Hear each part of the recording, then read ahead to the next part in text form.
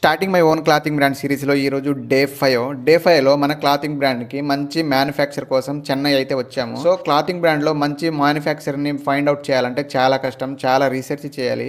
So research చేసిన తర్వాతే మనకి బెస్ట్ అవుట్పుట్ అనేది మనం తీసుకోగలుగుతాం. ఇక మన జూనోక్స్ బ్రాండ్లో ఇనీషియల్గా లాంచ్ చేసే ఐటమ్ వచ్చేసి sweatshirts or full hand T shirts అయితే లాంచ్ చేద్దామని డిసైడ్ అయ్యాను. ఇన్ కేస్ మీకు ఏదైనా ఐడియా ఉంటే మన బ్రాండ్కి ఏది సెలెక్ట్ అవుతుందో కామెంట్ చేసేయండి.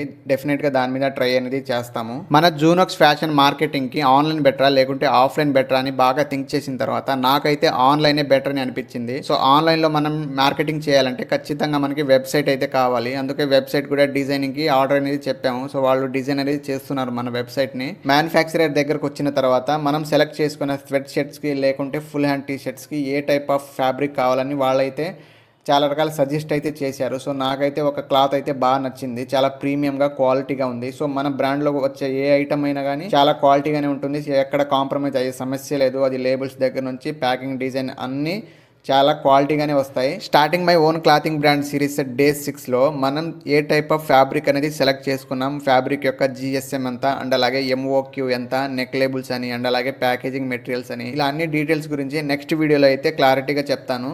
అలాగే మన వీడియోని లైక్ చేసి షేర్ చేయండి మీ ఫ్రెండ్స్కి కానీ ఫ్యామిలీ మెంబర్స్కి కానీ అండ్ అలాగే ఫాలో చేసి సబ్స్క్రైబ్ చేసుకోండి. సో నాకు మరింత సపోర్ట్ అనేది ఉంటుంది మీ వల్ల.